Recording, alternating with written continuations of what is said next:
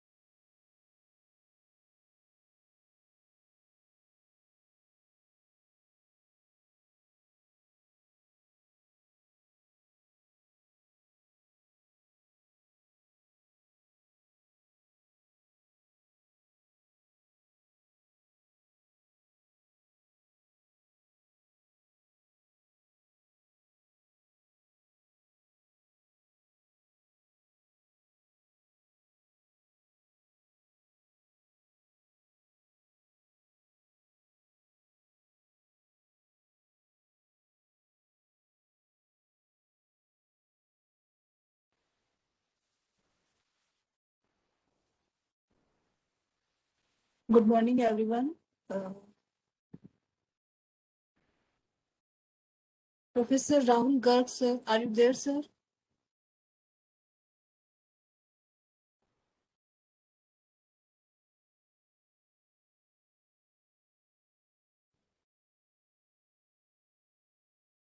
Yes, Neela ma'am. Please start the session. Yes, ma'am. Good morning, everyone. I, Neelam Swami, and I feel privileged to welcome you all for day 4th, second session on the behalf of University College of Engineering and Technology, Bikaner, Bikaner Technical University, for 1 week faculty development program under AICTE Training and Learning Academy on recent trends in green technologies for sustainable development. Now, before moving forward and inviting our guest speaker, Professor Rahul Garg sir, to start our session, let me give a brief introduction about him. Dr.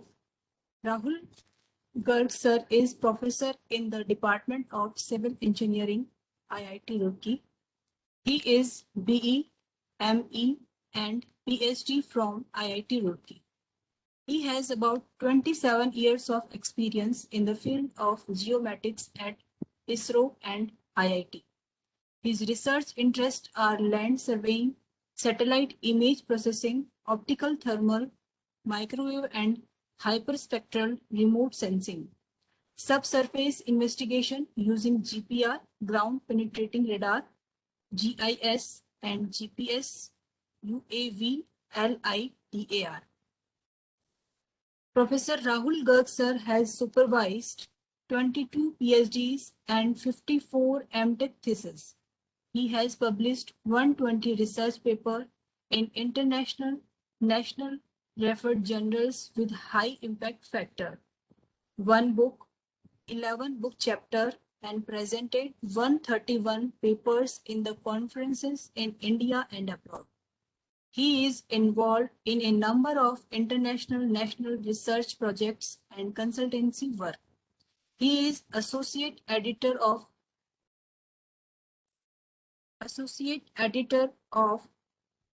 Journal of Indian Society of Remote Sensing, 45 years old, prestigious publication by Springer.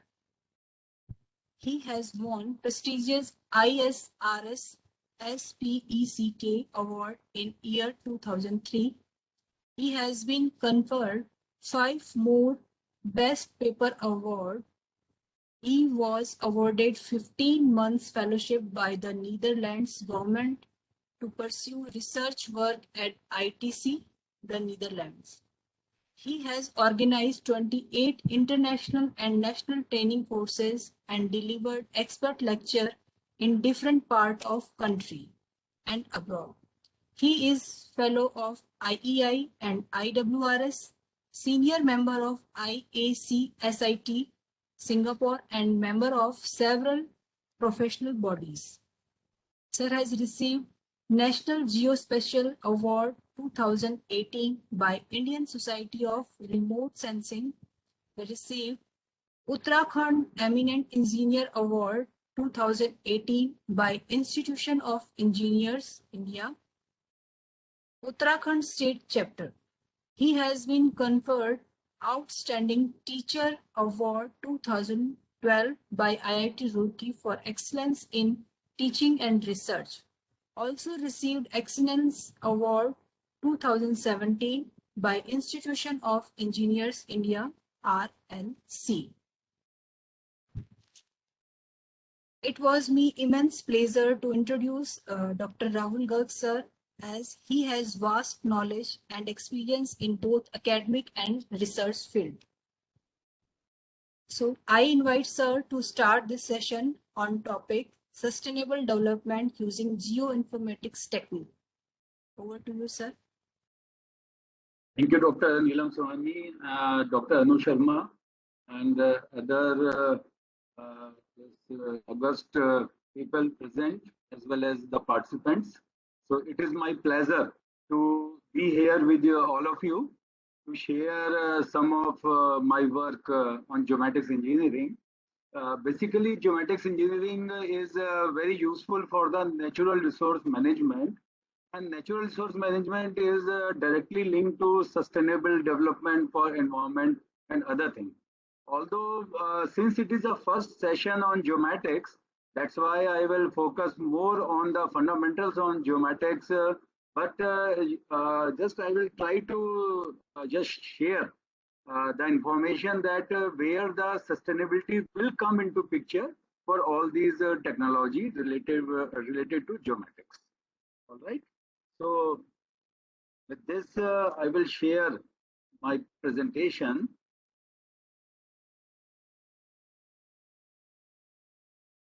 All right. Are you all able to see it? Yes, sir.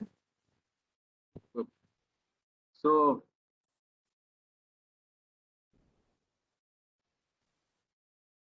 not changing. Yeah.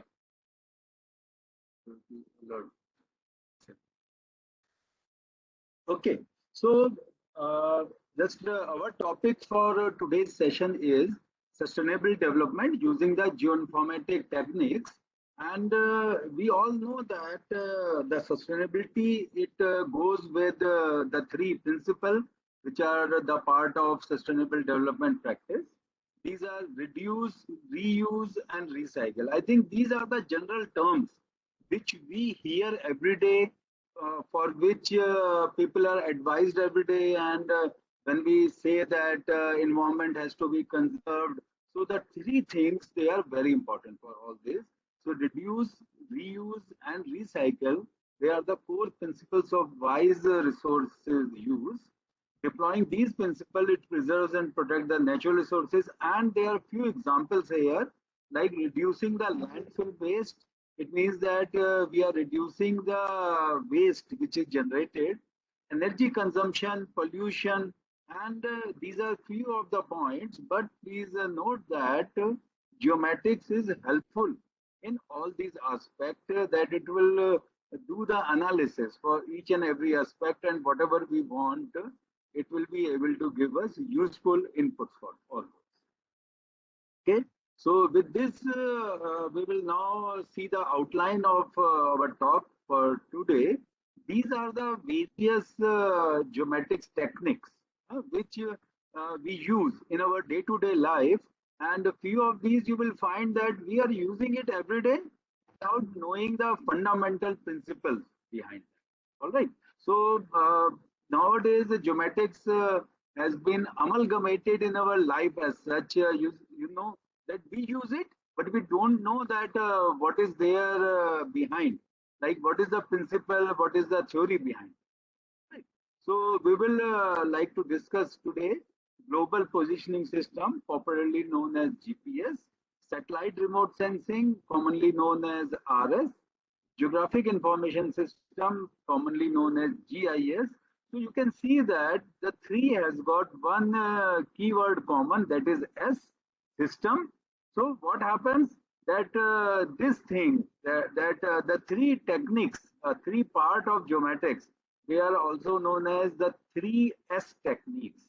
All right, since S is common, so they are known as the 3S techniques, and the 3S techniques are the backbone of entire geomatics.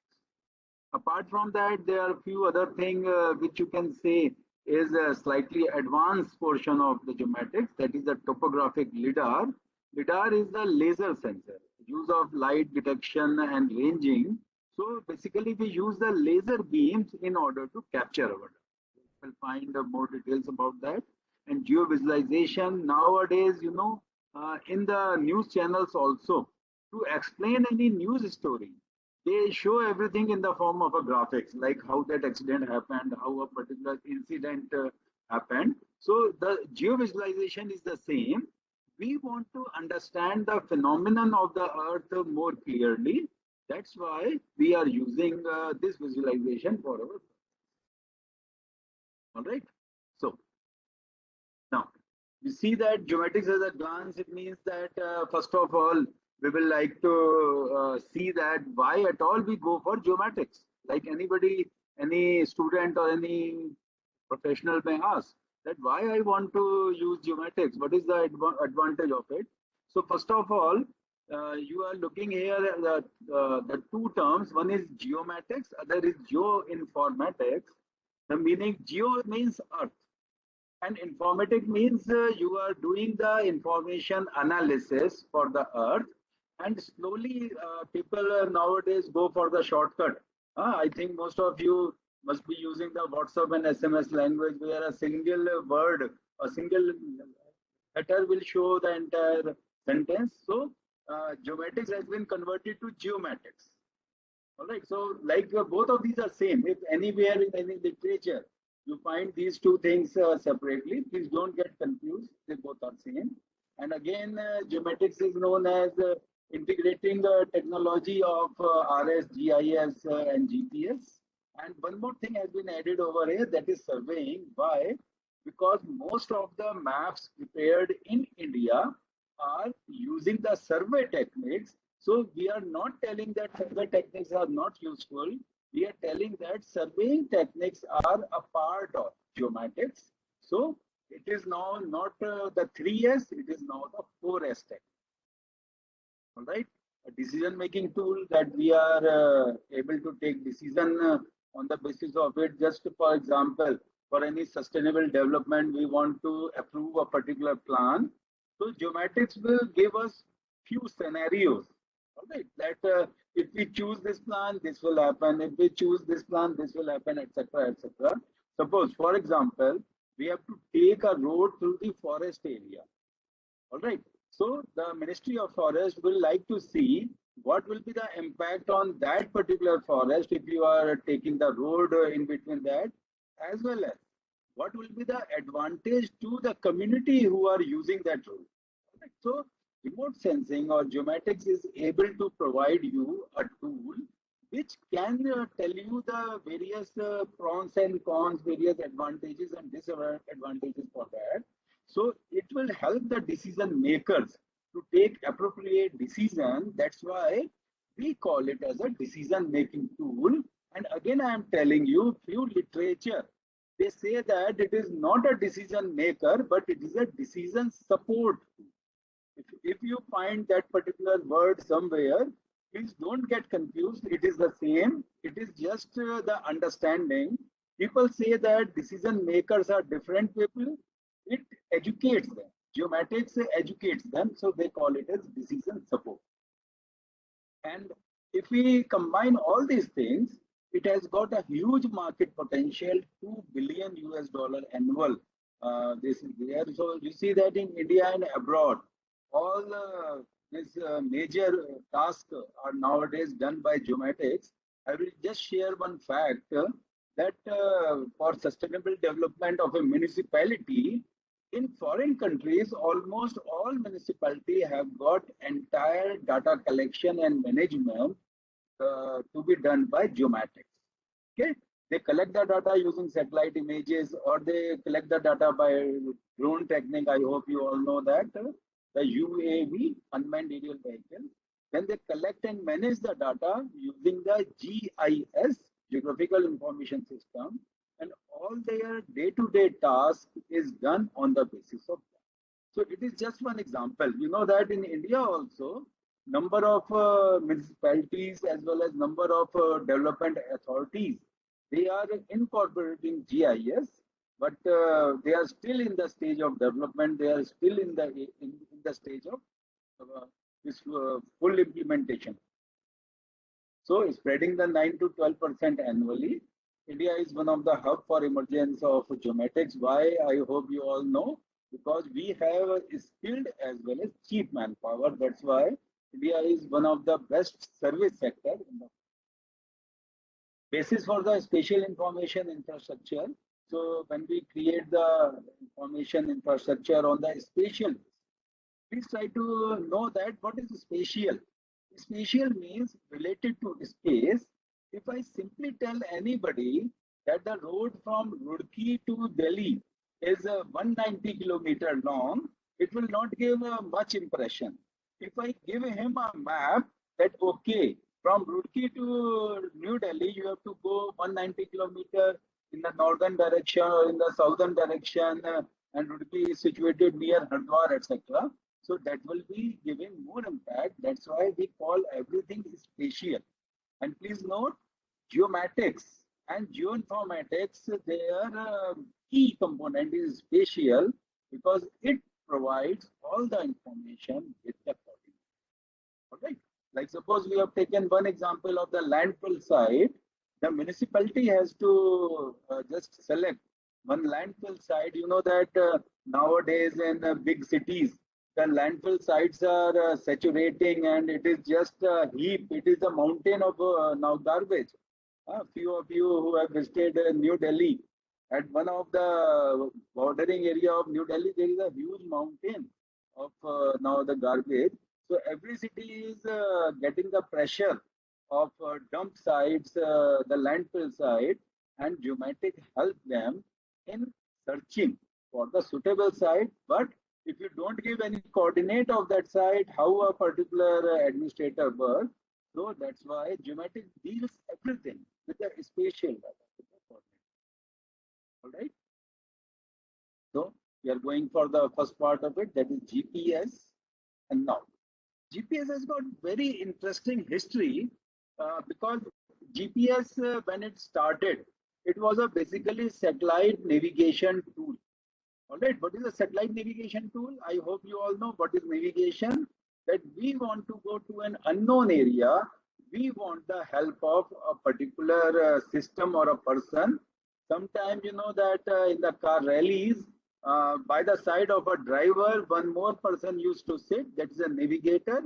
And the task of navigator is to study the map, to study the route, and to tell the driver that where to go, etc. All right. So it is a navigation system and it takes help of the satellites. All right. So it works on the basis of satellites. That's why you call it as a satellite navigation system designed to provide the instantaneous position. I don't know if a few of you have got knowledge of surveying. Surveying also provides you the position, but not instantaneous. It means the position, it is available to you, you just switch on the system, it tells you your position. That is really remarkable because no system in the world can give you instantaneous position. So that's why GPS nowadays is used in the mobile phone also. For the mobile phone, you require sometimes your position, like you are searching for a restaurant or maybe a petrol station, etc., etc. So it provides you your location, that is done by the GPS, you can say chip in the phone. Apart from position, it can also give you velocity and time information. An important thing is almost anywhere on the globe.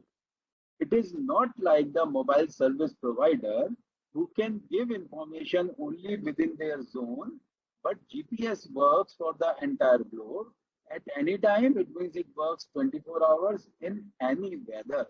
Even if weather is bad, GPS system will work. But please note that in bad weather, GPS accuracy may be affected.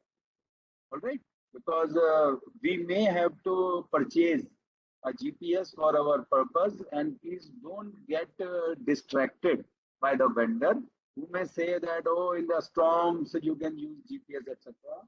GPS can be used, but with more amount of error. Should be clear in all these fundamentals. Various GPS systems in the world are Navstar. Navstar is by USA. GLONASS is by Russia. Galileo is by European Consortium. BDS is by China. It is BDAO Navigational Satellite System. There is one system by Japan also, QZSS, Quasi Zenith Satellite System. There is one more system, IRNSS, Indian Regional Navigation Satellite System. It is from India. Please note that the first three systems are global. It means they work for the entire globe. The remaining three systems are the regional system. Regional means they will work over their country as well as some surroundings. Right? And I hope you all may be aware, IRNSS has been now renamed as NAVIC. Right? They also call it as NAVIC, NAVIK. So system is same, they have now renamed it. So Navistar system is the most commonly used because you see that Navistar is one of the oldest system as well as it is in use since a long time. That's why most of the fundamentals we try to understand on the basis of Navistar. So Navistar is the most commonly used system. It is in the US Department of Defense. It is a worldwide navigation and positioning resource for military as well as civilian use for 24 hours. So again, it has got a very interesting history. Navstar was created by US Department of Defense only for military purpose. For initial few years, only the army people, only the US Army people were able to use the Navstar. But slowly, the US Department of Defense has started giving permission to the civilians also. Earlier, they have induced a certain amount of error into the signal so that civilian people don't get the accurate values, accurate coordinates, while military can get. But slowly, all these things have been ruled out. Now, military as well as civilian, they both are using the similar type of receiver, and they are able to get similar type of coordinates. Only difference is still the company, the owner, US Department of Defense, has got the power. They can block the civilian frequency and military can use the spatial frequency. So it means that in the time of war, the military will continue using it, but stop the use for common people. All right.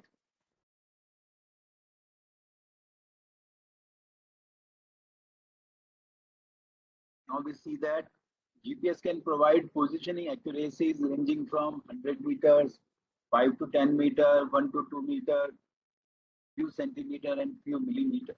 So you may be surprised that what type of instrument it is, that which is giving such a varied range of accuracy, but it depends on the time which you are using, the time which you are spending for taking the data.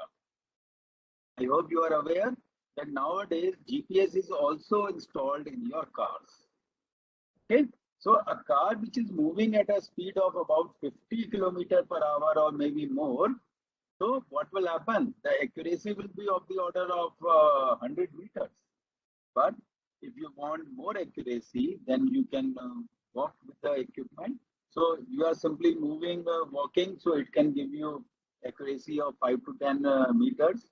If you want more accuracy, you have to stand at a particular place, wait for a few minutes, maybe minimum 5 minutes, then the data accuracy will improve to 1 to 2. So that particular procedure is known as stop and go. That you are stopping, taking a data, and you are going. So it can give you 1 to 2 meter accuracy. This type of accuracy is achieved by a simple type of receiver, which is known as navigational receiver. In common language, it is also known as handheld receiver. It is just like your mobile. You will see the photograph later. But if you want more accuracy, then you have to use the geodetic receiver. Geodetic receivers are very costly, but they provide you very accurate data of the order of few centimeters as well as few millimeters. Please note one more thing: in GPS, after taking data, you have to apply the corrections. Correction on the data. Softwares are available, different procedures are available. So if you apply those corrections, then you can claim that the accuracy achieved is of the order of centimeter. And naturally, the higher accuracies involve a greater infrastructure. All right. If you want more accuracy, so you have to go for a better equipment, better infrastructure, and thus greater. Obviously, you have to spend more money. Just for comparison, navigational receiver or handheld receiver, the cost starts from 8,000 rupees. Right? Geodetic receiver, the cost starts from approximately 4 lakh rupees. All right, so you can just compare the difference. Obviously, if you want more accuracy, you have to go better. Very important thing and very interesting thing. GPS can be divided into 3 segments. What are the 3 segments? These segments are the space segment where the satellites are located. You can see that these are the satellites which are moving in the sky. Then we have control segment. This is the control segment. Control segment are just like the monitoring and control. That satellites, when they are moving in the sky, they need to be monitored every time. That the satellites have to go at the defined orbit. If the orbit of the satellite is different, has got some deviation, your calculations, your coordinate calculations on the ground. That's why every time all the satellites are under the monitoring of the ground control segment, and obviously ground control segment will be done by the owner. So for Navstar, owner is USA. For this GLONASS, owner is Russia, etc., etc. They only do the control. Next, we have the user segment. In user segment, we all exist. Like those who have got the GPS receiver, we all are taking the coordinates, we all are taking the observations, and we will be part of user. Now we will see one by one what it is. This is the space segment. Know that in space segment, this is your Earth. Satellites are moving in the sky. They move at a particular orbit. All the orbits are designed. No satellite can move at random. So for GPS, the orbit has been designed as 20,200 kilometer altitude above the surface of Earth. All right. So if the satellite is orbiting that particular orbit, then only it will be useful for the GPS. Inclination of the orbit is 55 degrees. That's why you can see the orbit has been shown like this. So it is not a vertical one. It is not passing through North Pole and South Pole. But it is inclined. And you can see there are total 24 satellites in 6 orbital plane. It means 6 4s are 24. There are 4 satellites in each. All right. So you can see that all these satellites are just going such. Now, just a small fundamental. Why at all we go for the 24 satellites? All right, you think over it.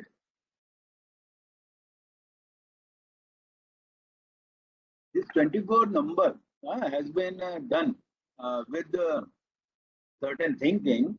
You know that Earth has got 2 hemispheres, northern hemisphere and southern hemisphere. All right. Suppose we are located in the northern hemisphere. We all know that we are above the equator. So in the northern hemisphere, you see that for this constellation of satellite, how many satellites will be available to us for observation? They are total 24. So half of the satellite will be above above the northern hemisphere. Half of the satellite will be below, just corresponding to southern hemisphere. It means for the northern hemisphere, you will get only 12 satellites to view. Okay, no problem. Suppose sometimes we take the observation near the hill or near the high-rise building. So what will happen?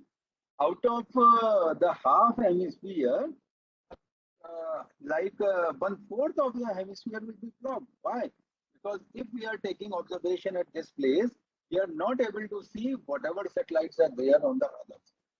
So again, 12 divided by 2, it is 6. And when we have 6 satellites to take the observation, few of the satellites may be rising, few of the satellites may be going from the other side for setting. And normally what we do, we don't take the reading of those satellites which are rising or setting. Why? Because at that time the satellite signals, they travel more distance through the Earth atmosphere. All right?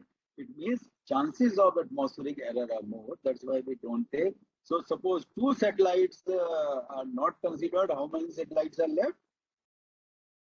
Out of 6, only 2 satellites. Oh, sorry, out of 6, only 4 satellites are left. 2 we have not considered. In every observation, minimum of 4 satellites are required in order to capture them.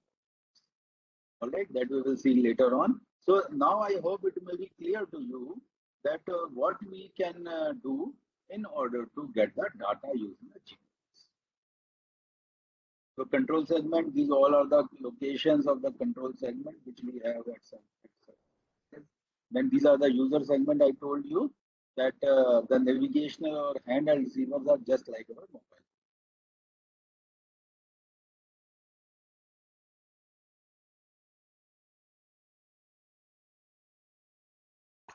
Right? Now we go further. So this is a geodetic receiver. Geodetic receiver, you can see in the this receiver, navigation receiver, everything is in a single unit. But in geodetic receiver, everything is not in single unit. Like this is the antenna, it is separate. This is you can say the input-output device. Battery is separate and other things are separate. So this geodetic receiver has got everything separate. That makes it capable of taking the data very accurately. That's why you see that separate antenna, separate battery, and separate device, etc. We all are used. So geodetic receiver provides us better data. Now positioning with GPS using the 3 segments. You see that the satellites are there in the sky. Right now we have shown only 4 satellites, and the user, the person who is having the GPS on the ground, is capable of receiving the data. But please see that the yellow line, it shows a one-way communication. All right, yellow line shows a one-way communication, but there can be a two-way communication with the satellites, that is through the control. Because control segment can upload the command to the satellites also. If any satellite is not moving at a just vertical orbit or the correct orbit, it can give it command to correct that. Right? Control orbit is. Now again, you see that GPS constellation, GPS satellites in the sky, they are used by the person on the ground. Okay, you can be like static, you can have the equipment and you may be standing on the ground, or you may be mobile, you may be moving in a car.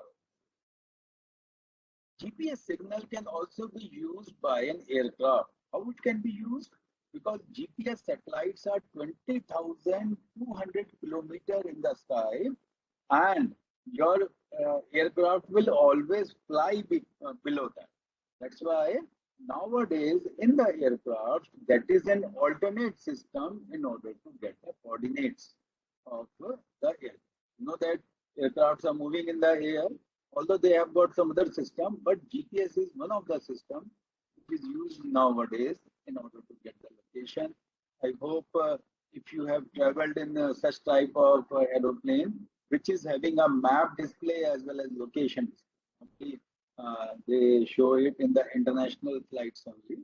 So they provide all this data and that is given by the GPS. Next, we can see that GPS can also be taken. The GPS data can also be taken on board the ships. If you are traveling in a ship in the vast sea, you don't have any other landmark available. So GPS data provides you the coordinate of your location. That is very useful.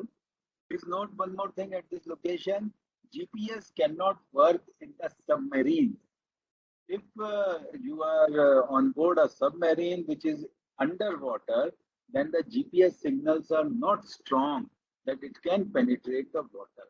So it can't be used in the submarines.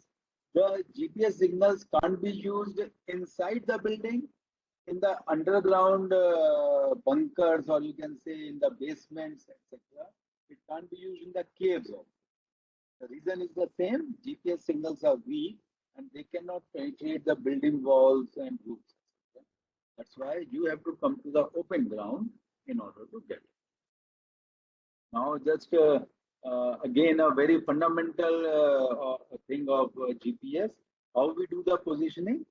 So minimum of 4 satellites are required to calculate a 3D position. We want to get X, Y, Z. Look, this is the unknown position which we want to find out. There are 4 satellites in the sky which we want to take. So it is the, you can say, instantaneous orbital coordinates are x1, y1, z1, x2, y2, z2, x3, y3, z3, x4, y4, z4. All right. So R1, R2, R3 are the ranges. They are the distance between the ground location as well as the satellite. Now, what we can do? Look, we have got 3 unknowns, x, y, z. So as per law of polynomial in mathematics, you can solve these equations, the 3 unknowns, by using the 3 equations. How to get 3 equations? That is very simple. R1 distance is equal to square root of x1 minus x whole square. So this coordinate minus the ground coordinate.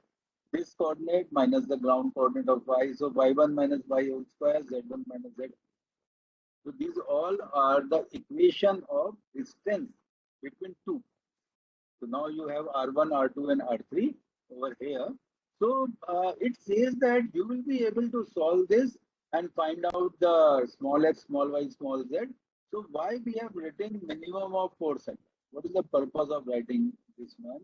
So the purpose is so that this distance R1 is not physically measured.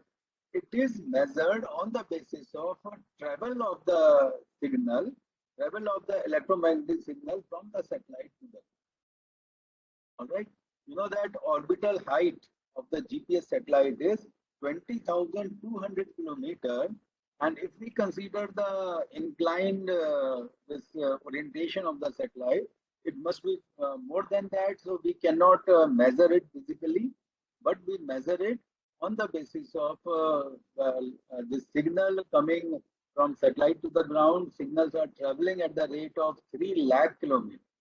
3 into 10 to the power 8 meter per second. So at that rate, you measure the time for travel multiplied by velocity will give you R1. So this R1, R2, R3, R4 may have some error. That's why we say that solving the x, y, z on the basis of 3 equations may give us a lot of error. That's why a 4th measurement, 4th observation is compulsory in order to get the accuracy, in order to remove the error. That's why we always say a minimum of 4 satellites are required. All right, is it clear to everybody? So 3 satellites for computation and the 4 satellite for correction. So using all the satellites in the sky, if you compute, still there are a number of things which need to be considered. Like if the satellites are just spread in the sky, we call it as a good GDOP. GDOP stands for geometric dilution of C. So we can say that some angles are better than other, because if the satellites are arranged in this manner, they will give us good accuracy. But suppose if the satellites are just concentrated in a single side, then it will give us poor accuracy. So it is poor GPRS. There are conditions on the ground that we are working near the high-rise building or near the mountains. So signal from few of the satellites may be blocked. That's why we don't have sufficient number of satellites in the sky. You may have to wait further so that more satellites come in the sky. And if you just whenever you get minimum 4 satellites, so you see that it has got good GDOP but bad.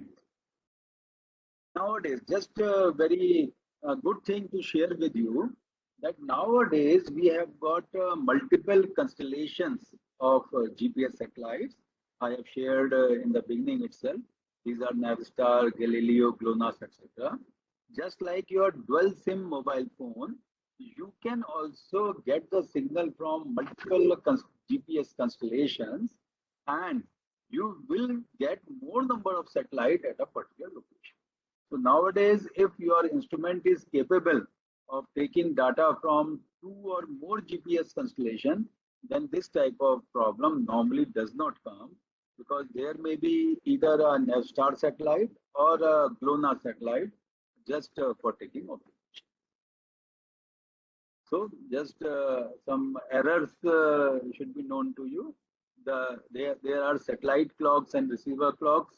Just for your information, satellites which are moving in the sky, they have got atomic clocks which are having accuracy of 10 to the power minus 10. While receiver have got clocks which are having accuracy of 10 to the power minus 6 or 10 to the power minus 7 second, 1 microsecond or 0.1 microsecond. So they have got mismatch, they have got missynchronization. You may ask that why we don't take a uniform this clock. The difference comes why? Because atomic clocks are approximately costing $1 million. All right, that's why we cannot afford those clocks on board the receiver. Receivers are having quartz clock, which are of the cost of $0.1. So this huge cost difference has to be compensated by applying the corrections. Okay, and we have got the satellite ephemeris, that the satellite, if it is not moving at the correct orbit, then that correction need to be applied. Atmospheric error, you know that signals when they are traveling from the satellite to the ground, they have got some deviation due to atmospheric layers that need to be corrected.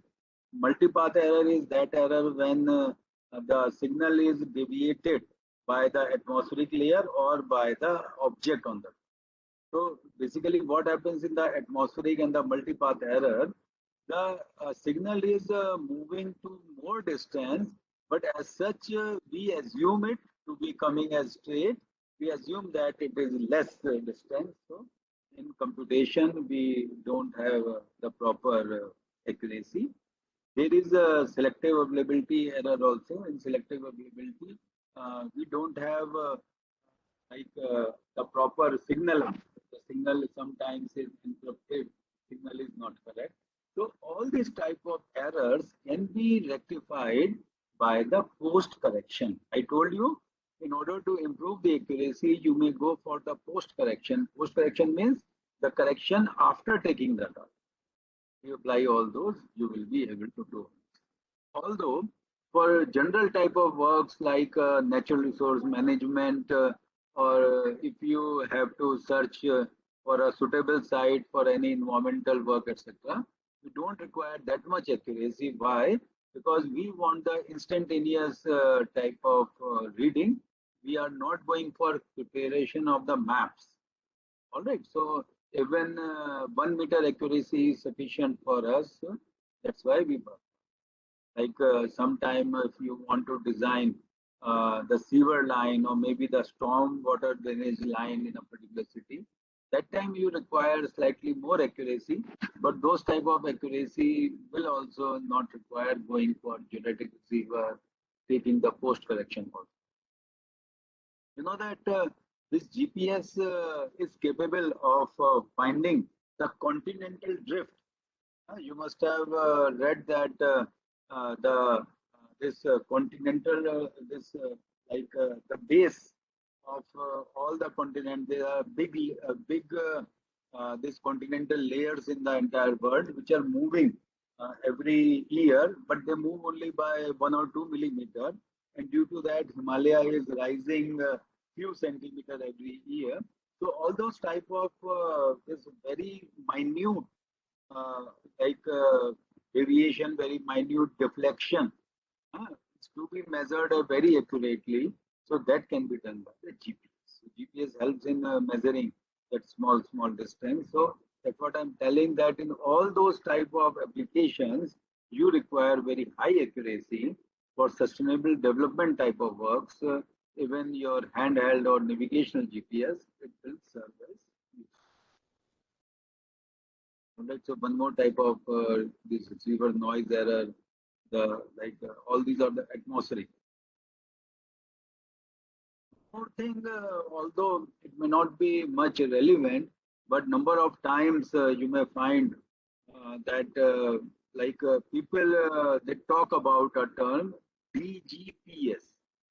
DGPS stands for differential GPS, and they like vendor etc. They claim that DGPS is very accurate one, and they try to sell you the equipment which is DGPS. So one thing I used to tell all the students and participants, that DGPS is a method. DGPS is not the equipment. All right, so you should be very much clear that if you are purchasing the equipment, it need not be DGPS. It need not be like, it may be an ordinary one. But if you apply the method, then it is the differential method or the DGPS. How we do? In this method, we work with the pair of equipment. One equipment is kept over the known or the reference point.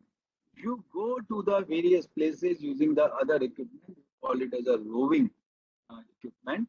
So what happens basically, when you are taking the data simultaneously in two receivers, so you know that what is the error coming at a particular instant for that particular location, because you already know the location of the reference receiver. So that amount of correction, if we transmit the roving receiver, is not that rover and the base or the reference, they should be within a range of about 15 kilometers. So if the same type of correction is transmitted to the rover receiver, it will improve the accuracy considerably. That's why this method is very accurate if you want to find out the accurate coordinates for the rover one without spending much time. That's why DGPS method is also one of the popular method. And nowadays it has got one more keyword, that is the real-time work. If both the systems are connected by some radio signal or maybe this mobile SMS connection, then you call it as a real time. Why?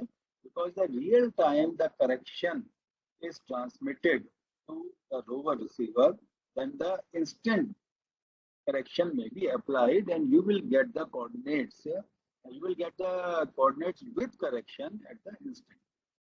Call that as real time differential GPS. So depending upon the purpose nowadays, the real time differential GPS is also becoming very popular for the different. All right. So some application, I hope you all know mobile mapping. We are taking the data on the ground and mapping it. Location-based services, we discussed that, searching a restaurant or maybe a petrol station. Emergency services, a person who is having a GPS at a particular place. Nowadays, new GPS are coming which can send the emergency signal to the GPS system, and it will help to locate the person if he is going for hiking. Suppose a person is lost in mountains, desert, or maybe the ocean, so he can be just located by this. There is a tracking that you want to go to the unknown path, where you want to find out where you are. All these things are very useful. Okay? So with this, we have ended almost the GPS. We all know about it. Navigational use nowadays, the car is having a map as well as GPS wherever you want to go. So getting the given locations from the origin to the destination, you can search the optimum path. Nowadays, people who are using in their vehicle, they are very much familiar with it. There are so many things which can be done by GPS, recreation, transport, aviation, public services, agriculture, rail transport, maritime. Wireless system, I told you that it can be used for updating a map. So in this, the arm top is a small computer. You upload your map and it is also having the GPS functionality. You go to a particular place, the existing map is displayed to you. If any new road has been constructed, if a new building has come, so you can directly put it on the map. So some smart transportation applications are also there. Intelligent transport system, that where your vehicle is going. Sitting at the office itself, you can locate all your vehicles that where they are going, etc. GPS based fleet monitoring system. So we have finished one part of it, that is the GPS. Then we come to the satellite remote sensing. So satellite remote sensing is also very important part of geomatics. Why? Because it sends the ground remotely. And you know that in your sustainable development, you have to find out information about the ground. You may not have time to go to that particular location, but if you can get the data remotely by just taking the satellite picture or anything, you will be able to find it very quickly. Okay, so this thing we will do. Please wait. Battery is getting low.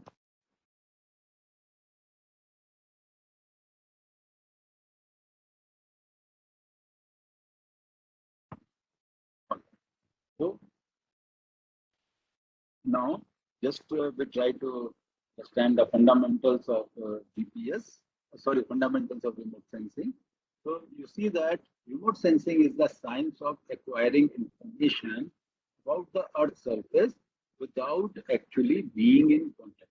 That is the most important keyword over here, that you are not in contact with the object, still you are acquiring the information about it. Okay, so what does it mean? That if you are going to the ground and collecting the data, you may be doing the ground survey, you may be doing the land surveying, but in remote sensing, you are collecting the data maybe through the satellites, maybe through some other aircrafts, etc. And the data is captured by the camera or the sensor which is on board the satellite or aircraft. And later on, you will get entire data at your laboratory and you do the analysis of it. All right. You see that sun is the major source of our energy. So solar energy is the incident over the Earth's surface, and that energy is captured by the sun. In this process, a part of the energy is scattered or it is absorbed. So we have to take care of that part of nature itself. But the amount of energy whichever is coming to the sensor, that is the basis of the remote sensing analysis. All right. You can see in this picture also, radiation source for Earth, it is sun. Sun is illuminating the Earth, and it is there from the ground. So the energy is reflecting, and now it is captured by the sensor. So we can see that what is the fundamental of remote sensing, that sun is giving amount of energy, different amount of energy to the various land use classes, various features on the earth. So it may be the built up area, paved road, bare soil, grass, water, forest, etc. so that energy is captured by the satellite after getting reflected from the or after getting reflected from the particular object. So basically, what happens that how can you understand that this energy has come from grass, this has come from forest or water, etc. So due to the different properties of the ground object, the energy which is being captured by the satellite, it is not the same. So this different type of signal properties, when the light is coming from a different type of object, is the backbone of you call it as that the multi-concept of remote sensing. If the light is coming from different ground objects, then the signal will be recorded in different. There will be different properties of it.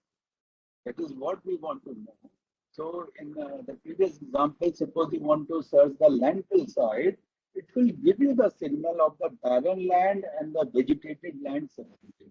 It will give you the signal of the orchard and the forest separately, because you know that government will never give permission to use a vegetated land, agricultural land, forest.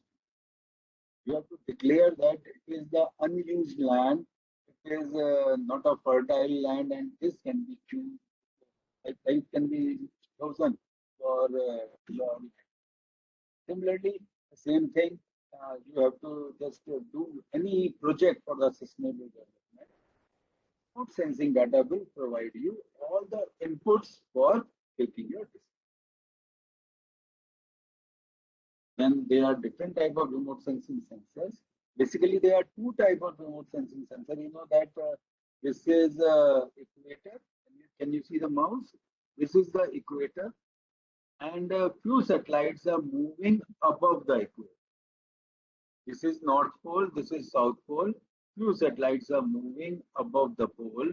So these satellites are the polar satellites. These satellites are the equatorial. Okay. So now we have got the property of this. Equatorial satellites are also known as geostationary satellites.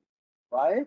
Because these satellites, if they are put at the altitude of 36,000 kilometers above the surface, what will happen? You know that Earth moves one full circle at the rate of 24 hours per circle. Okay, you know that Earth completes one full circle around its axis in 24 hours. The satellite, when it is 36,000 kilometers away from the Earth, it also completes one circle in 24 hours. So what happens? With respect to our position on the ground, the satellite will always be in contact. Satellite will always be in love with that. As the Earth moves, satellite will also move, and it will always look at that ground station. So these satellites are very good for communication. So like if you want to send any signal, you will be able to send through that satellite. Why they are known as geostationary? Because they are almost stationary with respect to that particular location on the ground with respect to geo. Right? So geosynchronous, some people say that they are synchronous, they are moving synchronous. That's why these are known as geostationary, the geosynchronous. Next is the polar orbiting satellite. Please note that this one for geostationary, India has also launched the satellite. These are the INSAT series of satellites.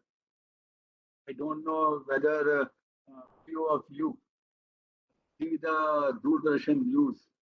Doordarshan news after the weather forecast or just during weather forecast, they show the picture, satellite picture, which is taken from the INSAT series of satellites. See that as per the INSAT satellite picture, they then the forecast, the cloud movement, wind movement. Then we have got the sun synchronous satellite. Sun synchronous are the polar satellites. They are moving approximately over the North Pole and the South Pole. So out of that, there is one special type of series that is sun synchronous. Sun synchronous has got slight inclination on them. So that inclination has been kept intentionally So they are not moving exactly above North Pole and South Pole, but they are moving slightly away from it. That's why we call it as a near polar satellite.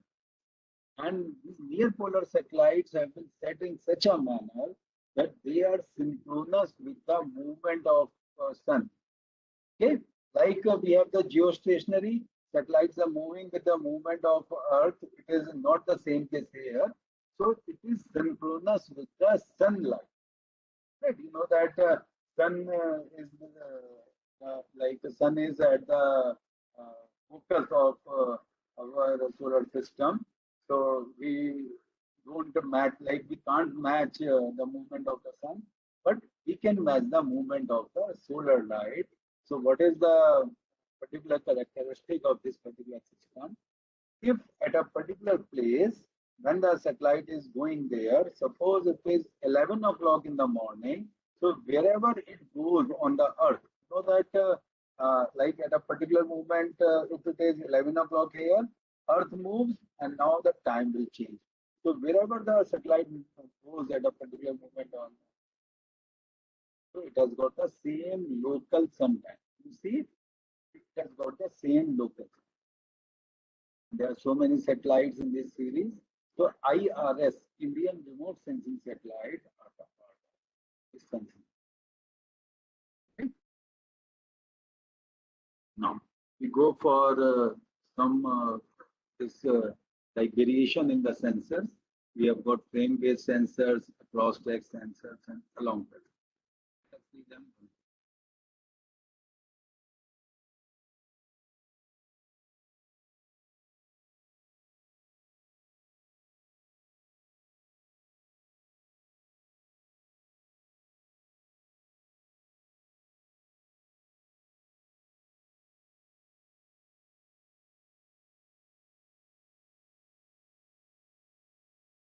All right, have you seen it? What is the special thing you have seen there?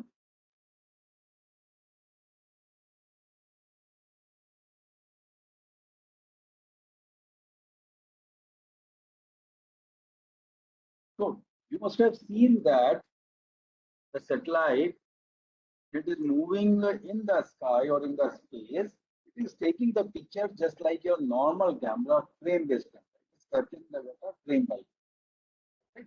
So this type of sensor, when it is used, or you can say this type of remote sensing satellite, it was used in the beginning itself when it was capturing the data frame by frame.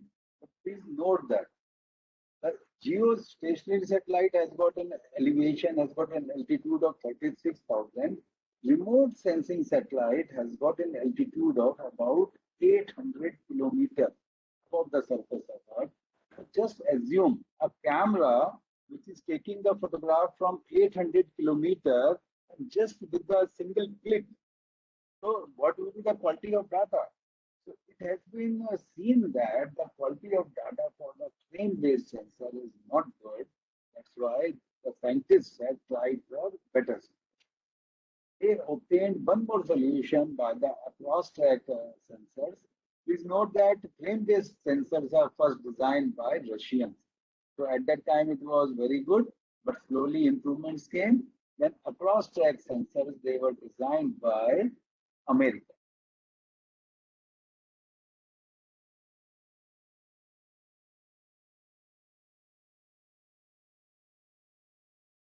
You can see now that the camera is like the satellite is moving one direction and the camera is moving left and right.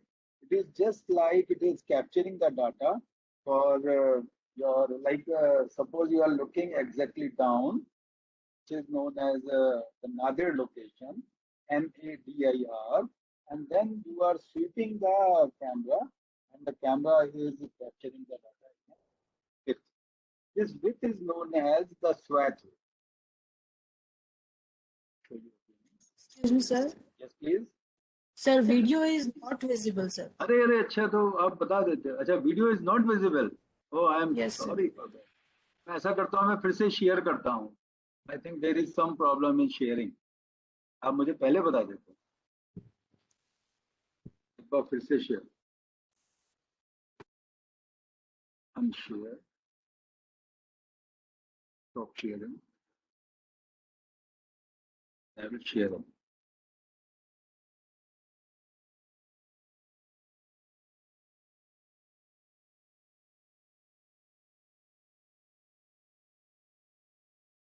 Are you able to see the screen? Yes, sir. Right. And now you please tell whether you are able to see the video. or not. Yes, sir. Now it is Yeah, visible, sir. आगे अच्छा वो I think वो sharing में कुछ problem हो गई थी.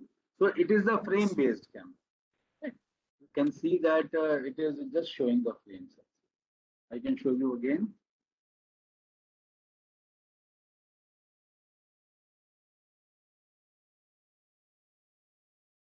think due to new version of this Flash software, because these animations are prepared on Flash. Now they just give some warning or whatsoever. Not being smooth.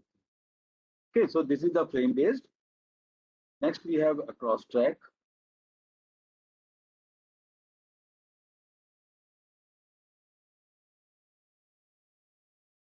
This is the across track one.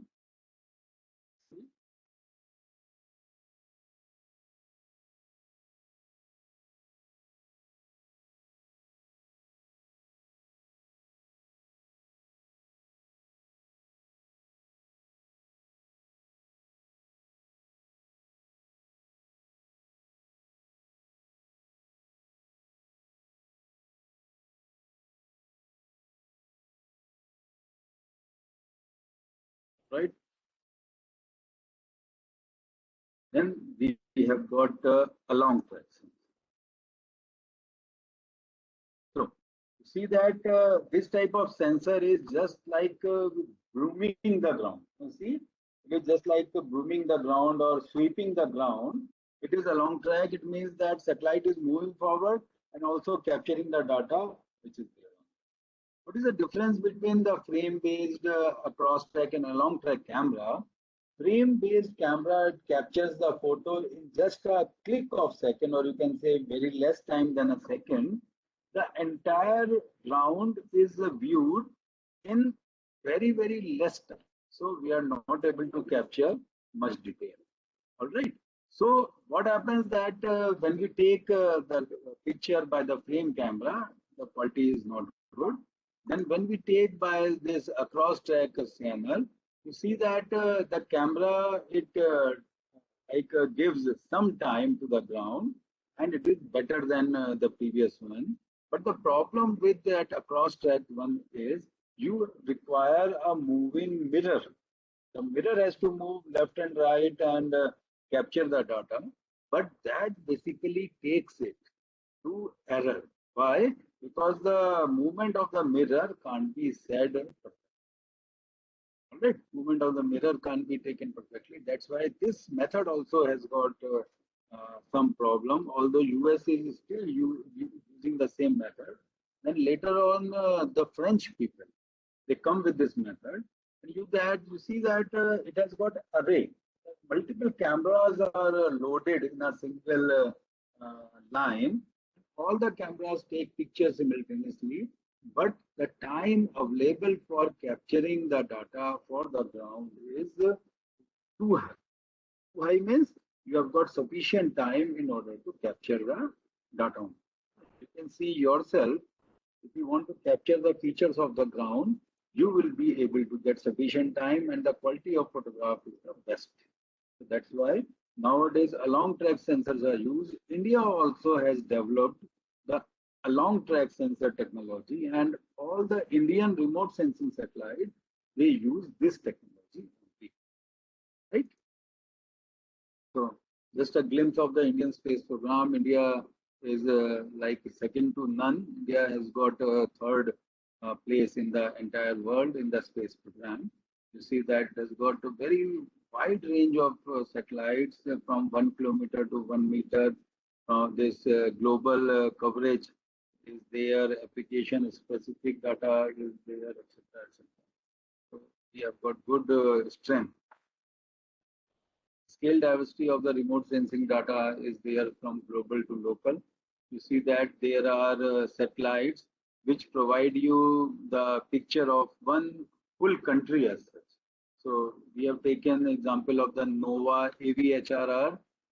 Like here we have mixed the satellites which are foreign as well as Indian, but basically want to say that if you want to do some sustainable development scheme for the entire country, then you may go for the NOVA data.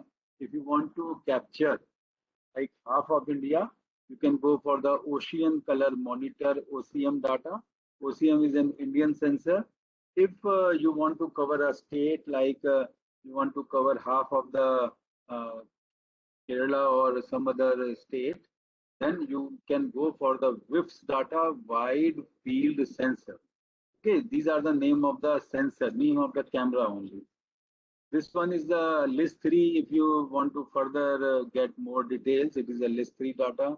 After that, you can go for the panchromatic data, more details. If you want further detailing, then you can go for the Iconos data for 1 meter. Nowadays, the best satellite resolution is 30 centimeters. You can imagine from the height of 800 kilometer looking at the Earth with 30 meter detail, with 30 centimeter detail is really incredible. So just a comparison between the resolutions, you see that for a particular area, if the resolution is 64 meters, you know that resolution is the detail which we see on the ground and how the features. You see that in this particular picture, so many features are merged together. If we take the data at 32 meter resolution, we are able to see the streets, sublanes, etc. So although 32 figure is less than 64, we call it as a better resolution or the higher resolution in comparison to that. Again, you go further for a better resolution, 16 meter. You see that now the buildings, etc. are available. You go further, 8 meter resolution. You have got now the sub lanes and the small houses are also available. You can go further, 4 meter resolution. Can now get more and more details, 2 meter resolution and 1 meter resolution. So like it depends that how much area you want to cover. Suppose like a sustainable development model is mostly implied over a city area, maybe the urban area and rural area combined or maybe separately. Then you can choose the resolution as per your area of study. Then better the resolution, better will be the detailing, better will be the information, better will be the analysis and Let me go for the 1, 3 and 10 meter resolution. This is the picture of the White House. See that at 10 meter we are not able to see the details, just an impression of the building is there. At 3 meter we are able to see the details more clearly, but at 1 meter resolution all the details are available in sharp. Then we have got this further example. In this we see that there is a parking for the cars. You can compare between these all. That if we go for the lower resolution, the car may looks the car will appear as a margin, but here you are able to see the car. You can even find out that which vehicle is parked with the front inside and which one is parked with the front outside. That this is parked with front in this direction, but this is parked with front in this direction. Some ultra high resolution pictures also there. That is a 60 centimeter resolution picture of a fighter plane. This is 15 centimeter picture. You see that the fighter plane have got some external bombs, etc. So all these are also able to, we are also able to see. So you see that if you are looking at the enemy air base and you want to know what is the preparations of the enemy country, this type of picture will help you all to know that if aircrafts are loaded with the missiles, etc., this particular country is planning some war. This IRS panchromatic image of the Delhi area, you know that it is area. at 5.8-meter resolution. This is the Houston city. Houston city in USA. You can see the skyscrapers are available and all this road network is available very clearly.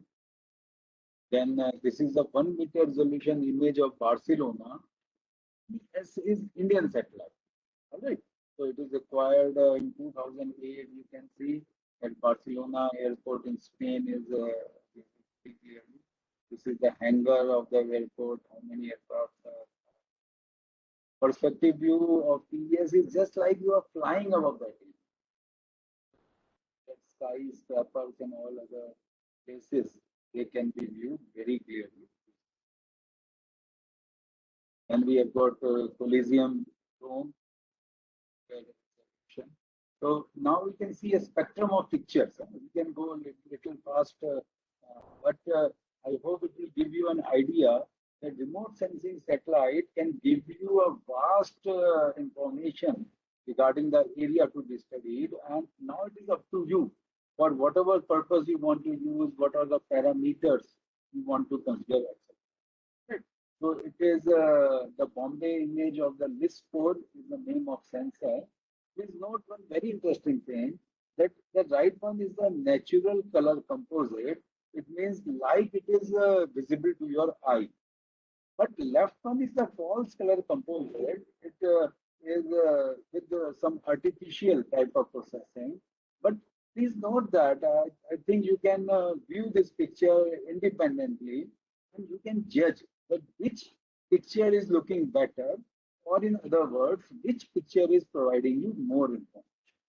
So it has been seen that the false color composite is providing you better information in comparison to the natural color composite. So now sometimes false is better. Why false is better over here? You see that natural color composite, natural color one will give you the picture which is which is equivalent to your eyes.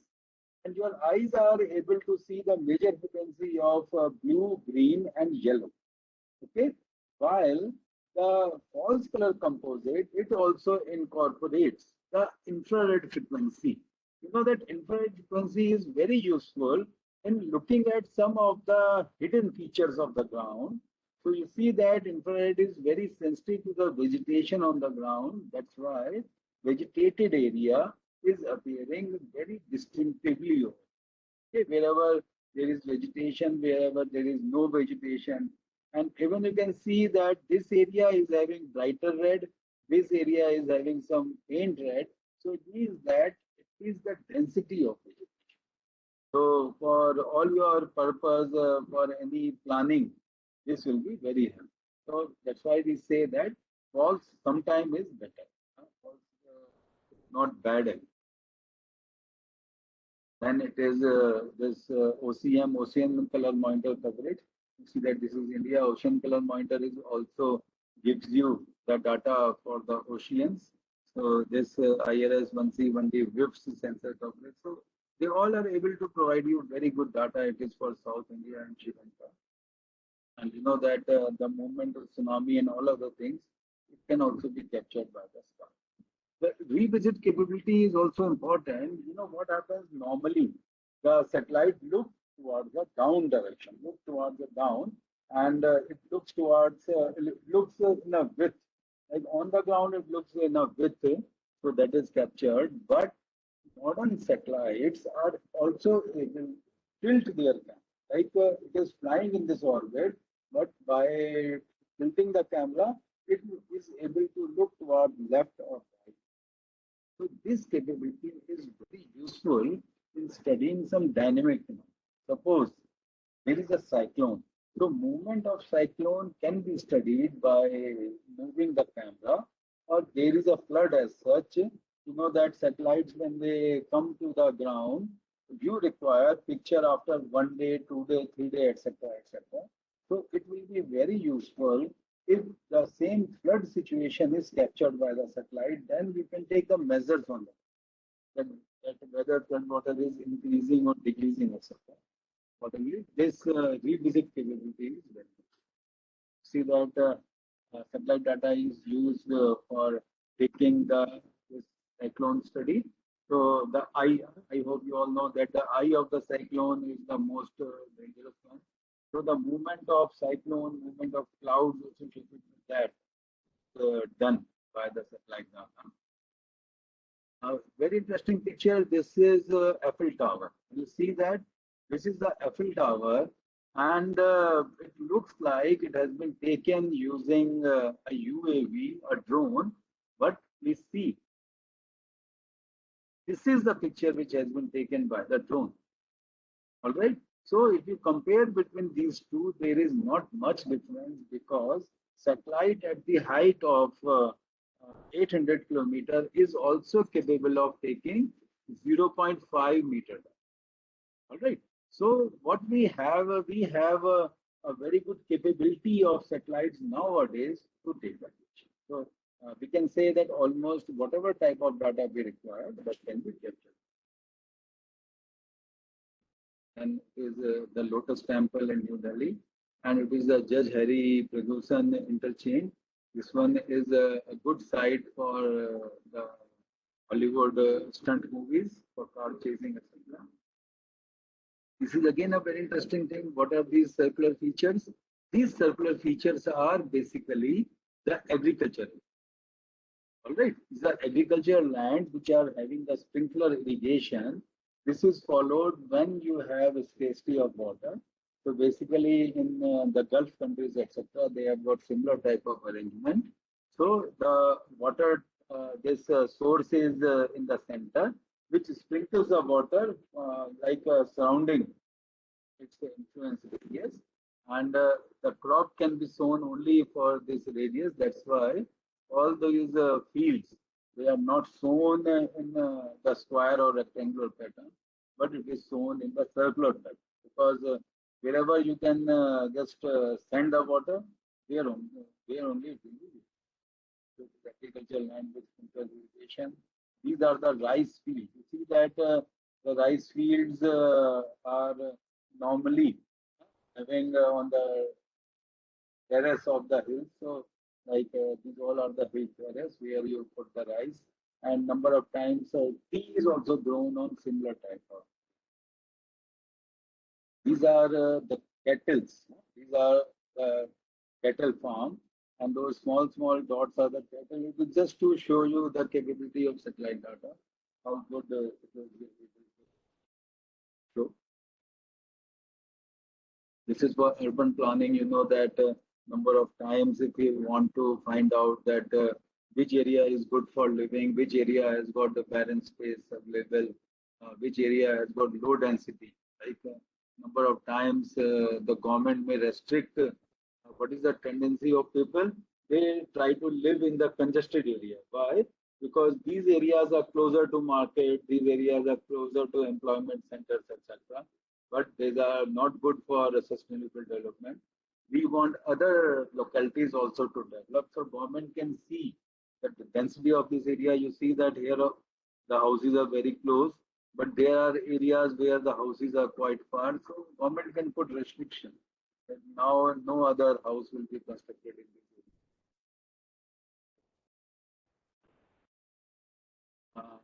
The Barefoot Bay development in the Florida, you see that the housing development is just like the Pentagon.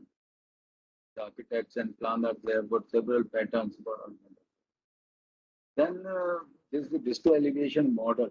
Remote sensing is capable of providing you just like virtual fly through over an area. You see that if we go with this,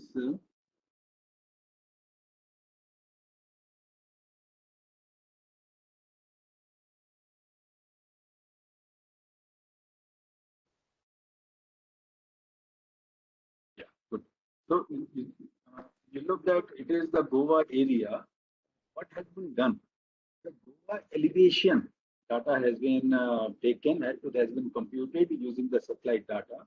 When the satellite picture is taken, now over the elevation map, satellite images superimposed. You can see again that over this data, you can see that it is the Mandovi River. In Goa, it is the Goa Western Ghats area. So, like if you look at this video has been created using the software, but it gives you an idea just like you are flying. Yeah, look, having more idea about the mountains, etc. More idea. It is known as distal elevation model fly through. So all these type of capabilities can be given by the geometric step. It will be very useful.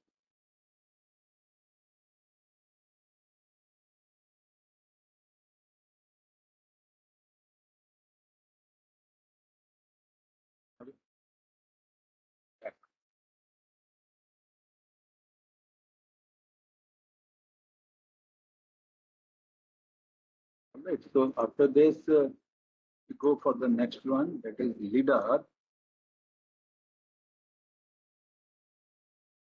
Okay, after this we can go for one, that is LIDAR. As I told, it is light detection and ranging. So in LIDAR, basically, what we do, the same type of observations are captured as we have done in the remote sensing. Only difference is here you take the laser beam. Special type of beam is used. What is the advantage of taking that particular beam? I hope you are aware that laser beams can be concentrated very accurately on the ground. So this particular technique, the LIDAR technique, is useful useful for capturing the very accurate details on the ground. It is X, Y, and Z. You know that a number of times we require the very accurate height details, so that height details can be given by this sensor, by the LIDAR sensor. You all know that laser is light amplification by the stimulated emission and radiation. There are various type of beams which are available, various type of wavelengths which are available, like ultraviolet laser, blue laser, green laser, red too.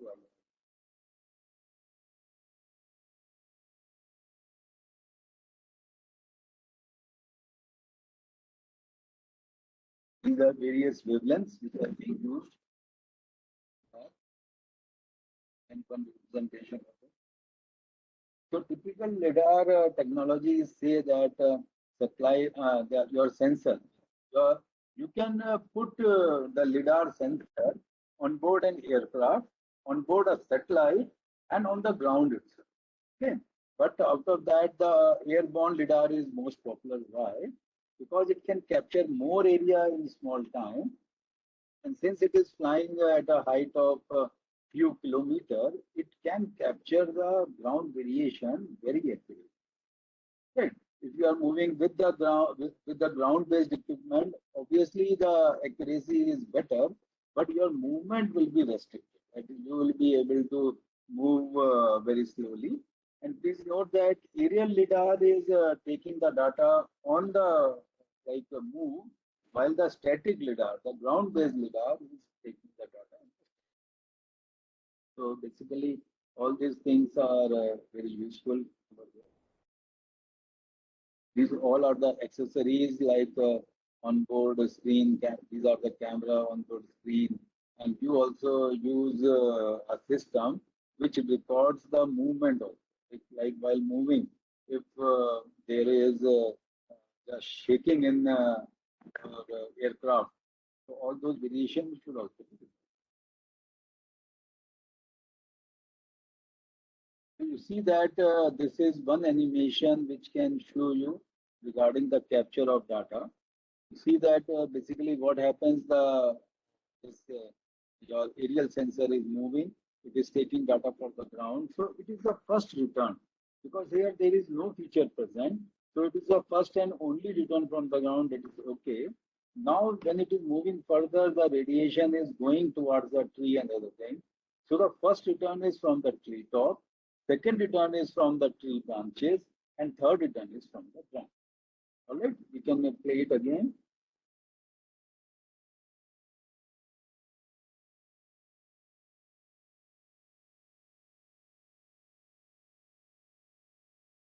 Play it again. So this is the first and only return. First return, second return, and the third return. The advantage of your laser beam is that the signals are quite strong.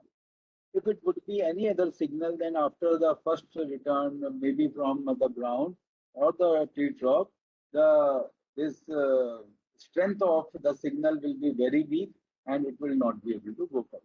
But here in LiDAR, the strength of signal is very good and it is able to give you a spectra. Spectra means it is able to give you the signal for the tree top, for the middle of the tree, as well as for the bottom.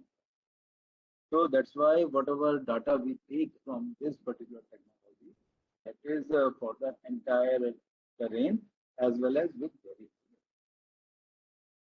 See that using the same type of technology, the with the LiDAR map prepared for the entire area for the bridge, etc. And you can see that this particular output is measurable. That is the advantage of LiDAR, that you will be able to measure each and every coordinates, each and every. So LiDAR capture for a ground area, you see that individual vegetation which is above the ground, they are also captured individually. And if you want to remove that vegetation, that is also. See that if you zoom it further, so all these the vegetation, small, maybe the small plants or trees or whatever. So if you wish, you can remove that. So what will happen? You will be able to get the ground details, which is not possible by any other. Normally, what happens if you take the data from some other sensor, it will give you the top of the tree only. It will not penetrate further. It will not give you data for the ground as such. Okay, so that is for LiDAR. And the building extracted from the LiDAR raw data. I hope if you have explored well, you may find that there is a virtual walkthrough of different cities. Google has got a few websites which offer the walkthrough of a particular city. So you see that the model of those cities have been prepared by this LiDAR. Like it is just like going through that city, you have to see that city as such. So all these are prepared by the LiDAR. LiDAR for the larger topographic survey, you can see that laser image of the Toronto waterfront. The data is collected by means of Optec ALTM 3070. This is Optec ALTM is airborne laser terrain mission.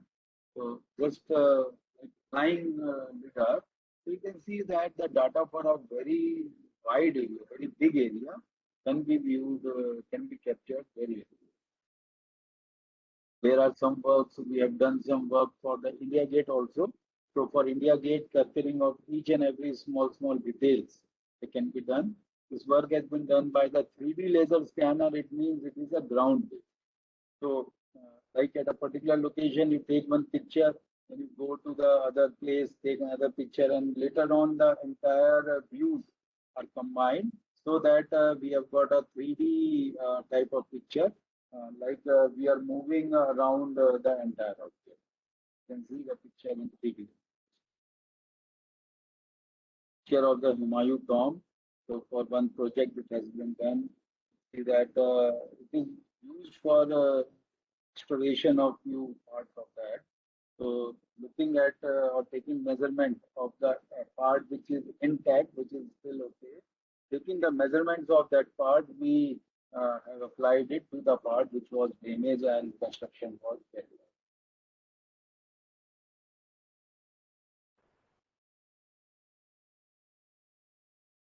This is one very interesting monument, and people say that inspiration for Taj Mahal was is the Bibi Ka Maqbara at Aurangabad. So the architectural and the type of beauties are very good. So people say that like the idea for Taj Mahal was good. Now we come to the next part of it, that is GIS, Geographical Information System. So geographical information system is considered as a powerful tool for solving the real world problem. So how it can solve the real world problem? That is the question of right now. We know that what we can do with the GIS, we can first capture the data for GIS over the system. All right. So basically, you know that this is ground which is having a lot of information, like it has got park, industry, housing, school, institutions, etc. Then there are some roads, etc. And the parcel boundaries means the ownership boundaries. If all these data you can capture in a single layer. Okay. First of all, we can have a layer for the parcel. Next, we have got layer for the district boundary, then the street map, and the land use for the ground, etc. So we have got all the information captured. And now, if we store it in the computer, we will be able to get the information accordingly. So, like you can say, it is just like the computerized map or the digital. Now, very important point over here is why we have segregated this, why we have taken all these layers separately. The reason behind that is, if you record the various type of features separately, just like the street separately, rivers and canals separately, the parcel boundaries separately, if any time you want to combine them, like I want to know that what are the location of the bridges, you simply have the street map and the river map. Wherever these two intersect, that must be the location of the bridges. So what I want to say, that combining the two data, combining the two layers, we normally call it as layers, combining the two type of data layer is very simple, but segregating them is very difficult. Suppose, for example, you have recorded all the streets in a single map. Later on, somebody want to know, oh, how many of these streets are the national highways? If you have not recorded national highways separately, so you will require a lot of time in order to get that information. Okay? So that's why we call it call GIS as a powerful tool for solving the real world problem. Suppose I want to purchase a house over there, I can simply check using the software that whichever is the nearest street, whatever is the district which applies to that, whatever are the parcel boundary, whatever is the land use, etc. Note that GIS is capable of capturing the data for above the ground. It is also capable of data capture for below the ground. Like it is this river, the river is above the ground, but below that also, like they are aquifer. This is sandstone aquifer, sand and gravel. There is the water table and the shale. So it means that subsurface geology, etc., they all can also be captured. So capture the things in very effective manner, and it is a method to visualize, manipulate, analyze, and display the spatial. These things are very useful for our day-to-day. We can say that GIS describes our world, because suppose we have got a natural feature, so we can describe it in two ways. First one is by location, location information, where it is, that is the coordinate, and what about it, what is the attribute, what is it that we want to know. So here we can say for this particular tree, the species is oak, height is 15 meter, age is 75 years. So visualization with the information says that picture is worth 1,000 words. That's why we prepare pictures for everything. In other words, you call it as a smart map. You see that in this GIS, whatever this map you prepare, it has got one eye information field. So wherever you keep it and press the eye system, you will be able to get the more information. And all this information can't be written over the map because it will make the map very clumsy. That's why just pressing the I button over a particular feature, you will get the data. All right. You can see that for Rajasthan, we have got all the information like name, flag, number of towns, density, area, etc., number of houses. Things all this information. So one 3D information, that 3D view of the flood is zone. This all these have been prepared using the geomatics technique. So we will like to see this visualization. See that this is a picture of the Allahabad city. You know that Allahabad is the confluence of Yamuna and Ganga, and that's why it is more vulnerable for the flood. So we have prepared one model for this area, and looking at the different flood situations. You know that in flood routing or in the hydrological studies, we calculate the flood we calculate the river runoff, and this river runoff on the basis of rainfall event, and we just assume that at a particular time, if the flood repeats itself, then what is the repetition in 5 year, 10 year, 50, 25 year, 50 year, 100 year, etc. So a 100 year return period flood is very rare, but it has got a huge effect. It creates havoc for that. Right. So 3D view of the flood is known of Allahabad city. You see that right now the water is at this level. It is at 79 meters, and you see that a large area of the land is above the water. But what happens if it changes? Like now we have got the 5 year flood. So you see that earlier the level was 79 meters. Now in the 5 year flood, whatever is the new level due to that water rise, so you see that more area will submerge. Can you compare that out of the previous area, the low-lying areas will first submerge due to that. That is due to the 5 year flood. Then we go for the next frequency of flood, that is 10 year flood. In 10 year flood, more and more area will be submerging. Then we have got further 25 year flood. Look, 25 year flood frequency. Look, so it is just the analysis. We assume that if the flood which happened in last 25 years, it repeats again, what will be the submergence of that area? Accordingly, we take precautions. We take precautions and we alert the people that your area may be submerged. You go for the another shelter. So this is a 25-meter flood.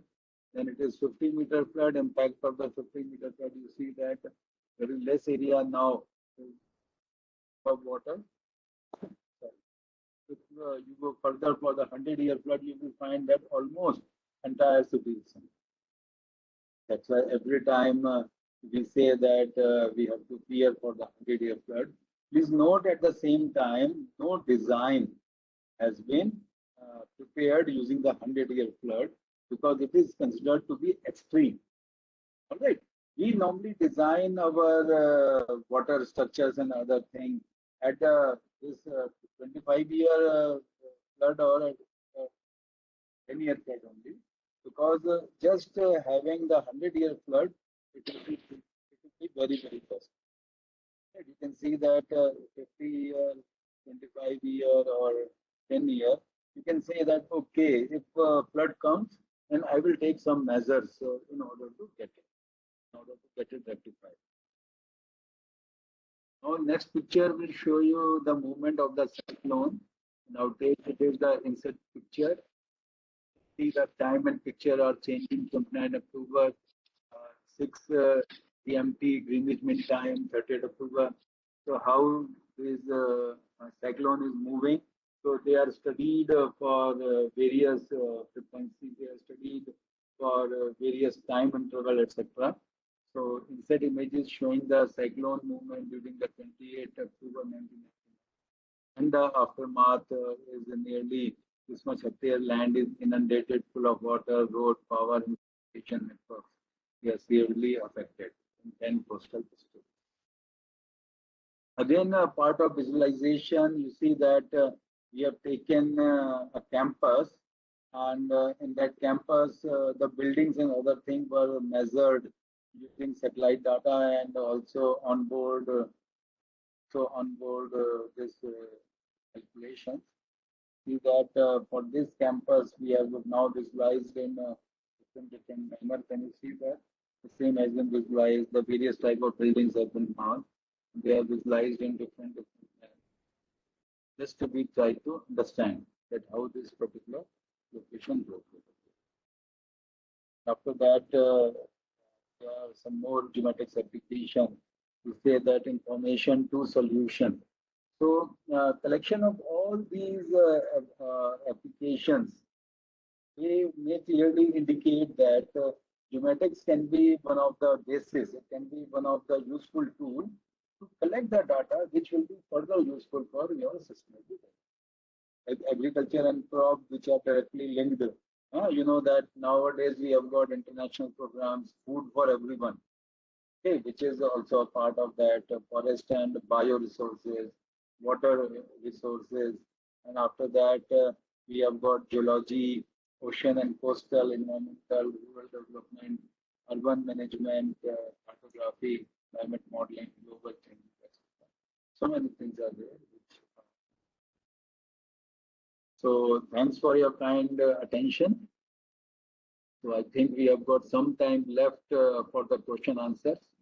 So if you have any question, I will be happy to answer.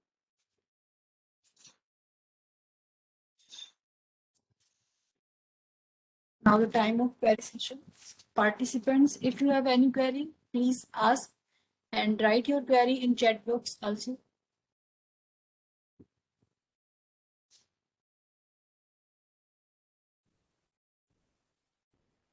I can unshare my screen also. Yeah.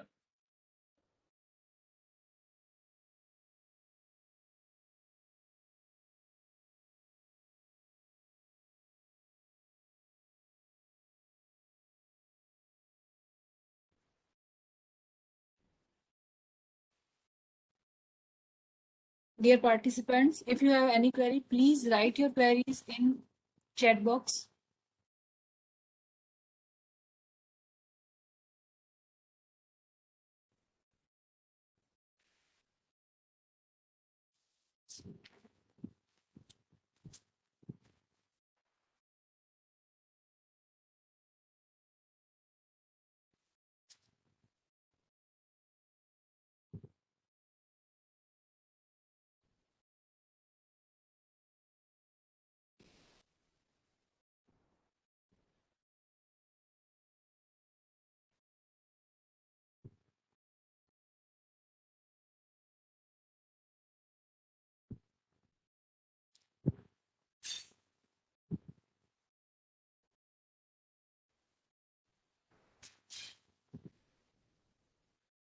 Sir, I think there will be no queries from the participant. No, sir, no queries from participant side. I think in that case, I would have explained something in a more elaborative manner so that we can utilize the time better. Sir, one query from my side, sir. Yeah. Sir, how it is helpful in, sir, wireless sensor networking, sir? Okay, that wireless sensor networking, you can say it is one offshoot of that. All right. Normally, what happens that wireless sensor networking is mostly due to the communication. And Yes. our remote sensing data or maybe GPS data, if you link with the wireless sensor networking, then they too can work hand in hand.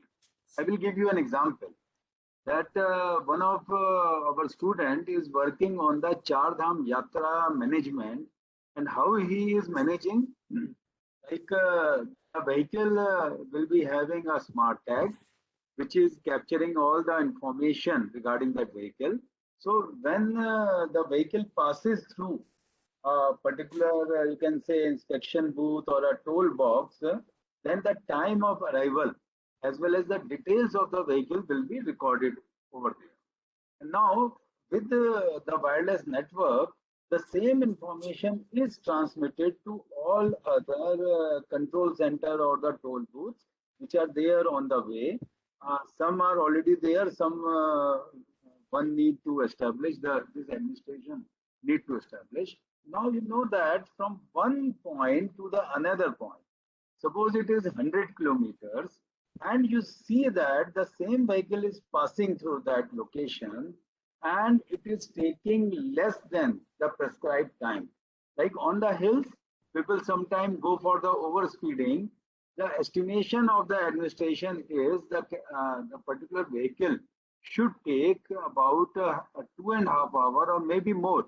The people can stop at some place for food, for tea, etc.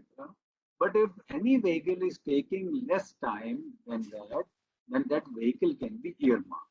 You know that over the hills, the vehicles who do over speeding in all these type of things, they only create problem for the other people also, because they will do rash driving, and in that case they do not drive safely.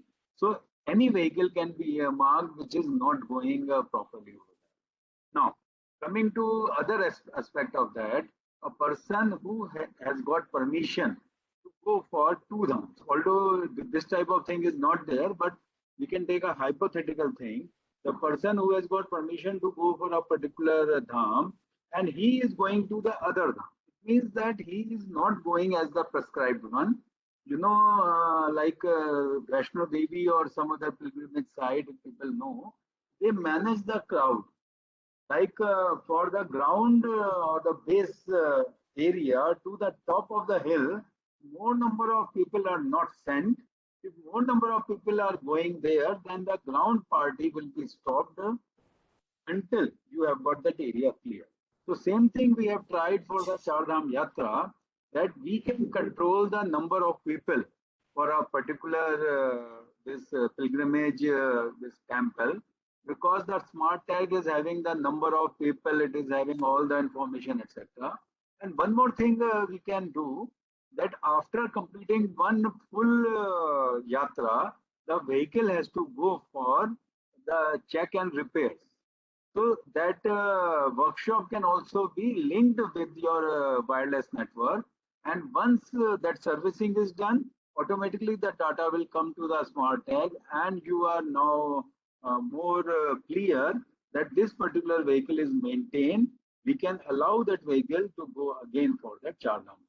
So all this type of thing will help in controlling of the crowd as well as controlling of the accidents.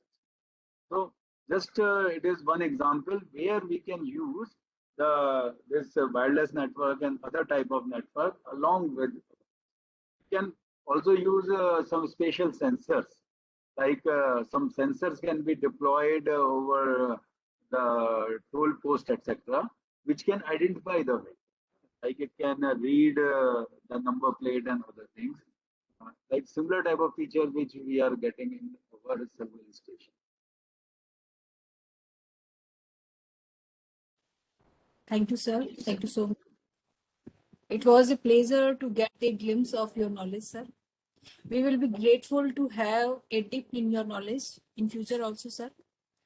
Thank you for being a part of this wonderful session, sir. Thank you so much. I hope our participants learned a lot from you, sir. Thank you so much, sir. Thanks to Thank all you of so much, sir. Namaskar. Namaskar. However, there is one question in chat box, Neela ma'am. Okay, okay. ठीक है. Okay, sir. Okay, sir. Sir, question from There is one. Abid Ali. Which technique do you think is best suited for sustainable development planning? All of the geomatics techniques or any one? What should be the selection criteria for selection of techniques, sir? I think this is an important question, but it is general in nature, because I have told you, selection of the satellite data, selection of the technique will depend on your particular application. This sustainable development planning is a very broad term. So out of that, what exactly you want to do, so you have to select your technique for that. You have to select your geomatics techniques according to that, as well as selection criteria for selection of technique will be the required usage. Just for example, you want to capture the data of that particular area, you don't know about that, then the remote sensing technique will be more useful. If you have got data for that, but the data volume is huge, you are not able to manage the data properly, then GIS may be better. If you have to go to that area again and again, then GPS may be better because it gives you the coordinates of the new addition, new location.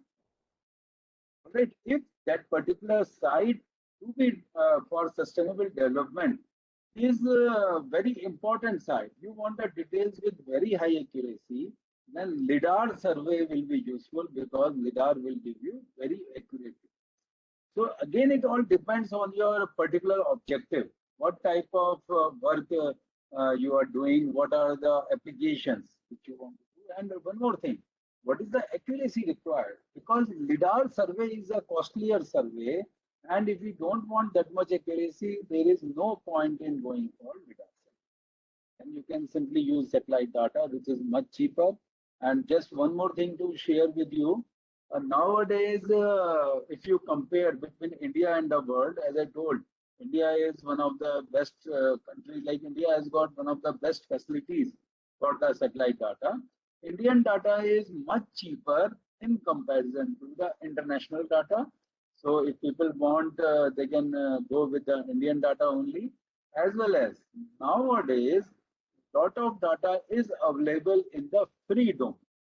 Over the internet, so many satellite data is available. So if a person want to work over satellite data, he need not wait for the budget or some other thing. He can directly go to the website, download that data, and he can start work.